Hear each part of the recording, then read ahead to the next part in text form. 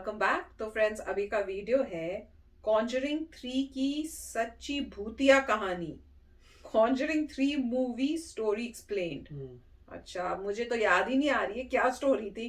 डरावनी है ये तो याद आ रहा है, पर क्या थी वो मेरे को कुछ याद नहीं है। इतनी तो भूतिया देखी हुई है, तो देखते हैं शायद कुछ सीन्स दिखाए तो कुछ याद आ जाए। कॉन्जरिंग 3 देखी है मैंने कि नहीं, मुझे तो ये भी नहीं याद आ रहा। कॉन्जरिंग हमने देखी हुई है, याद नहीं आ रहा नाम तो एग्जैक्टली 3 देखी नहीं देखी, 1 2 में से कुछ तो देखी है, अच्छी थी मेरे ख्याल से। अच्छा चलो। तो अभी याद नहीं है, बहुत मेरे को पुरानी मूवी, इतनी इतनी नई नहीं है तो पता चलेगा। तो चलो वीडियो शुरू करते हैं। पर वीडियो शुरू करने से पहले अगर आप चैनल पर नए हो और आपने अभी तक सब्सक्राइब नहीं किया तो जल्दी से पहले सब्सक्राइब के बटन और बेल आइकन को क्लिक कर लो, ताकि आपको हमारे सारे न्यू वीडियोस के नोटिफिकेशन मिल जाए जैसे हम अपलोड करें। अगर आपको वीडियो पसंद आता है please like and share. And हमारा दूसरा चैनल, ट्विटर, इंस्टाग्राम अकाउंट, सबके डिटेल्स है डिस्क्रिप्शन बॉक्स में, तो उनको भी सब्सक्राइब और फॉलो कर लेना। चलिए शुरू करते हैं। क्या आपको पता है कि कंज्यूरिंग 3 मूवी आने वाला है? कंज्यूरिंग जो मूवी सीरीज है उसमें लगभग सारे मूवीज रियल इंसिडेंट पे बेस्ड है, सच्ची कहानियों पे। जैसे हमें एनाबेल डॉल के बारे में उसी मूवी ने अवेयर किया था, वैसे ही एक पूरे इतिहास की सबसे बड़ी रियल घटना को कंज्यूरिंग का पार्ट 3 मूवी दिखाने वाला है हमें, जो कि इस डेट पे रिलीज होगा 4 जून 2021। ग्लैडजेल फैमिली की कहानी उसमें बताई गई है। ग्लैडजेल फैमिली में 4 लोग थे। कार्ल ग्लैडजेल जो कि मेन इंसान थे, उनकी वाइफ जूडी ग्लैडजेल, उनकी बेटी डेबी ग्लैडजेल और उनका 11 साल का बेटा डेविड ग्लैडजेल। तो क्या होता है कि ये लोग एक नए घर में शिफ्ट होते हैं। उस घर में क्या होता है उन्हें पता नहीं, बट वो शिफ्ट होते हैं। उसके बाद उनका जो 11 ईयर ओल्ड बेटा था डेविड ग्लैडजेल, उसको रात में अजीब अजीब आवाजें सुनाई देने लगी।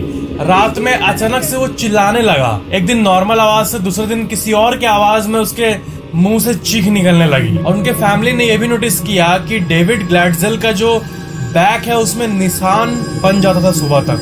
जब फैमिली ने डेविड से पूछा तो उनको लगा कि नए घर में शिफ्ट हुआ है इसलिए थोड़ा अनकंफर्टेबल है, बट निशान कैसे आ जाएगा। डेविड हमेशा ये कहता था कि उसे एक ओल्ड इंसान, एक बूढ़ा आदमी दिखाई देता था हमेशा, रात के समय शुरू में और बाद में दिन के समय में भी। उन्होंने डॉक्टर को बुलाया बट नो इम्प्रूवमेंट्स। प्रीस्ट यानी पुजारी को बुलाया बट नो इम्प्रूवमेंट्स। लास्ट में पैरानॉर्मल इन्वेस्टिगेटर एड और लोरेन वैरन को उन्होंने बुलाया और उन्हें डेविड ने ये कहा कि ये बूढ़ा इंसान इसे ये कहता है कि ये मुझे मार डालेगा और मुझे अपने दुनिया में ले जाने का धमकी देता है। तो क्या हुआ कि जब एक्सोर्सिज्म चल रहा था ना, तब उस फैमिली में जो बेटी थी, जो डेविड की सिस्टर थी, बड़ी सिस्टर डेबी, उसका बॉयफ्रेंड आता है उस टाइम जब एक्सोर्सिज्म चल रहा होता है। और यही मूवी का मेन कैरेक्टर है आर्ने जॉनसन, जो कि 11 साल का जो डेविड है उसकी बहन जो है उसका बॉयफ्रेंड है। और एक्सोर्सिज्म के दौरान ही एलिजेडली वो आत्मा डेविड से निकलता तो है, डेविड ठीक हो जाता है,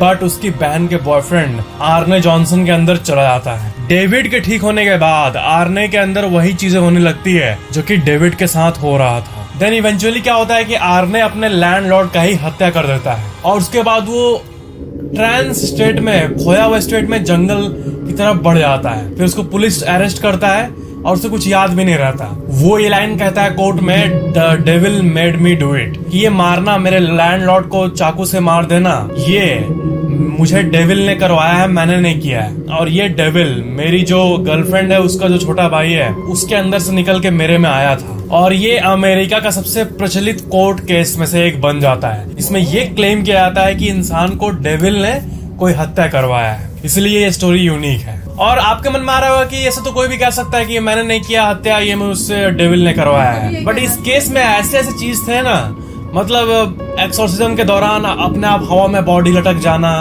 और ऐसे ऐसे कई चीजें हुई थी जो कि मतलब ऐसा लग रहा था ये सच में हुआ है, वो कोई झूठा क्लेम नहीं कर रहा था और इसलिए इतना प्रचलित हुआ था। नहीं तो कोई भी इंसान आके अगर कह दे कि हाँ मुझे डेविल ने मर्डर करवाया ऐसे, ये तो बहुत अच्छा एस्केप हो गया। बट इस केस में कहीं ना कहीं सच्चाई थी, तभी ये घटना इतनी बड़ी हुई, नहीं तो ऐसा क्लेम करने वाले बहुत है। So that was it. तो फ्रेंड्स, ऐसी मेरे ख्याल से अब कॉन्जरिंग ये 3 बोल रहे हैं जो जून में आ रही है, तो मेरे ख्याल से कॉन्जरिंग करके भी शायद एक मूवी थी, पार्ट 1 पार्ट 2 मुझे याद नहीं आ रहा। पर इस टाइप की ये थोड़ी स्टोरी डिफरेंट थी, पर हमने ऐसी देखी हुई थी कि जिसमें मूव करते हैं, काफी देखी है, बल्कि मैं तो मिक्स्ड अप हो रही हूँ कि कोई फैमिली जो है वो मूव करेगी किसी घर के अंदर और उस घर के अंदर आत्मा या कोई उस टाइप से इवलनेस है और वो इवलनेस एक बच्चे को दिखेगी और धीरे धीरे वो बच्चे को अट्रैक्ट करेगी, उससे बातें करेगी। फिर कई केसेस में होता है कि वो उस बच्चे के अंदर घुस जाएगी और फिर प्रॉब्लम्स क्रिएट होंगी। फिर पहले तो पेरेंट्स को कोई रियलाइज नहीं होगा, उनको लगेगा ऐसे ही बच्चा शरारत कर रहा है या उसको अपने फ्रेंड से दूर गया है, नई जगह पे आया, उसे पसंद नहीं आ रहा है, इसलिए वो इस टाइप से कर रहा है बनाने के लिए कि किसी तरह वापस चले जाएं। और उसके बाद जब सीरियस होएंगे तो प्रीस्ट को बुलाएंगे। जब प्रीस्ट आएगा तो वो भी बताएगा कि ये तो बहुत ही मतलब पावरफुल है, हम नहीं कर सकते। फिर किसी और को रिकमेंड करेंगे, फिर कोई मेन आएगा, फिर यही जैसे बता रहे हैं कि उसको निकालने की कोशिश होगी और वो सब है। और कई बारी तो दिखाते हैं वो निकल के चला गया, पर उसके बाद उसका नेक्स्ट सीक्वल के लिए बताते हैं कि कुछ हो गया है और वो होगा, पर कंटिन्यूएशन होगी। पर इस केस में तो ये कह रहे हैं कि ये तो एक्चुअली न्यूज में हुआ था, मतलब रियल इंसिडेंट है। तो वो अमेजिंग है, मुझे नहीं पता था इतना ध्यान से। तो हम तो मूवी देखते हैं और उसके बाद खत्म हो जाती है, थोड़ी देर तक कोशिश करते हैं भूल जाए ऐसी भयानक मूवियां ताकि बैक टू नॉर्मल जाए। पर अब जब ये सुना कि भैया ये तो सच्चे में किसी के साथ हुआ और उसने यही कहा कि मैंने खून इसलिए किया क्योंकि मेरे अंदर डेविल चला गया था, devil made me do it, तो काफी भयंकर है। पर इंटरेस्टिंग बताया है, तो मूवी तो देखनी चाहिए अगर आपके अंदर उस टाइप का है। मैं तो शायद थोड़ी थोड़ी करके देखूंगी, मतलब कुछ देखूंगी, कुछ आंख बंद करूंगी, फिर कुछ देखूंगी, फिर आंख बंद करके पूछूंगी अब क्या हो रहा है, बता दो मुझे। तो मेरा तो यही चलेगा। राइट, तो मैंने यही कहा था कि कॉन्जरिंग हमने देखी हुई है, पार्ट का मैं पता नहीं था। और काफी मूवीज है, पार्ट 1, पार्ट 2, पार्ट 3 में यही होता है कि रिंग भी तो थी ना एक बनी हुई, रिंग भी बहुत सारी हमने मूवीज बहुत देखी इस टाइप की। और उसमें स्पेशल इन्वेस्टिगेटर्स आते हैं, पैरानॉर्मल जो करते हैं, चीज़ें ठीक करते हैं और सीक्वल होती है। और इसमें कुछ ये बात है कि छोटे बच्चों को जो है कुछ ज़्यादा चीज़ें नज़र आती हैं जो एडल्ट्स को नहीं नज़र आती। इसमें कोई ना कोई रियलिटी है, जबकि प्रूफ शायद हमारे पास नहीं होगा। जब हमारे जो पिछला घर था काफ़ी बड़ा था वो, और उसमें जो है जब ऋषि छोटा सा था, मेरे ख्याल से अरे भाई मुझे कैसे डरा रहा हो? 3-4 साल का ऋषि था, वो बार बार मैं उसे देखता था, ऊपर देख रहा था एक ही एरिया पे। कभी बताया तो वो तो हमारा नहीं है? लॉबी का एरिया था, बार बार वहीं देखता था, मैं देखता था वहां कुछ नहीं था, फिर मैं उसे बोलता था कुछ नहीं है चलो, तो चले जाता था मेरे साथ। तो कई बार मैंने उसे देखा, नोटिस वहां देखते हुए, अब देखता था वहां तो कोई भी नहीं है। उसके बाद जो है जैसे जैसे मतलब ऋषि बड़ा हुआ तो भूल भाल गया, सब ठीक हो गया, मगर मेरे को उस वक्त काफी वियर्ड लगा कि ये इतना छोटा सा बच्चा जो है वहां एक पे क्यों देखता रहता है, वहां कोई भी नहीं है। हे भगवान जी मुझे कभी नहीं और बताया। उसके बाद से जो है मैं जब भी वो सोता था ऋषि, तो वो वहां पे दरवाजा जो है बंद कर देता था, लॉक कर देता था कि वहां से कोई इफेक्ट ना आए। मगर बच्चे को ऐसा कुछ नहीं हुआ, उसको कोई ऐसा फील नहीं हुआ, कुछ ऐसा मतलब फिजिकल कहीं और कुछ देखा नहीं। मगर मुझे इस बात में वियर्ड लगता था कि बच्चा, छोटा बच्चा वहां, और वो नॉर्मली उसी एज में होता है जब बच्चे जो है आपसे कम्युनिकेट नहीं कर सकते हैं। ओ, इतने छोटे टाइम की बात हो रही है। छोटे मतलब बच्चे जो होते हैं, 3 साल का बच्चा होगा, 3 साल का बेरली मतलब जो सीख रहा है, 2-3 साल का होगा जो बच्चा, इतनी आपको एक्सप्रेस करके बता नहीं सकता कि कौन है ऊपर उस एज में।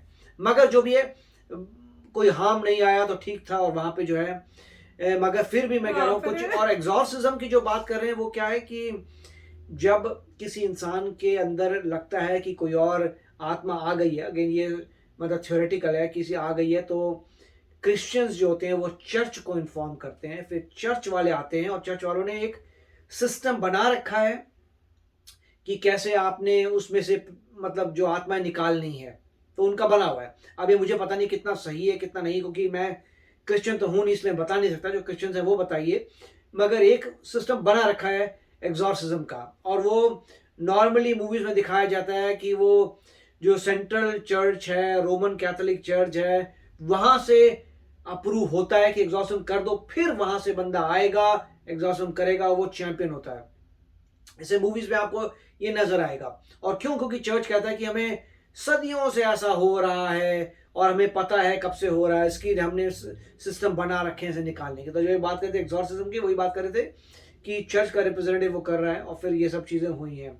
तो इन चीजों में सस्पेंस होता है, सीरियस। मगर पैरानॉर्मल वाले जो हैं मॉडर्न इक्विपमेंट से इतना तो देख के बता ही सकते हैं कि कोई सुपर नेचुरल चीज हो रही है कि नहीं हो रही। तो अच्छी मूवी है, डेफिनेटली देखेंगे। कॉन्जरिंग ये डेफिनेट है, 100% मैंने देखी हुई है पुरानी मूवीज, और मुझे एग्जैक्टली पता नहीं था कौन सा पार्ट है। अगर ये थर्ड आ रही है तो डेफिनेटली हम देखेंगे। यस फ्रेंड्स, बताना आप देखोगे। तो चलो चलते हैं, मिलेंगे नेक्स्ट वीडियो में बहुत ही जल्द। Till then take care and bye bye. तो अगर आप मेरे इस चैनल पे नए हो तो जल्दी से सब्सक्राइब के बटन को हिट करो और बेल आइकन को क्लिक करो, ताकि आपको मेरा जब नया वीडियो मैं लगाऊं आपको उसके बारे में जल्दी से पता चल जाए।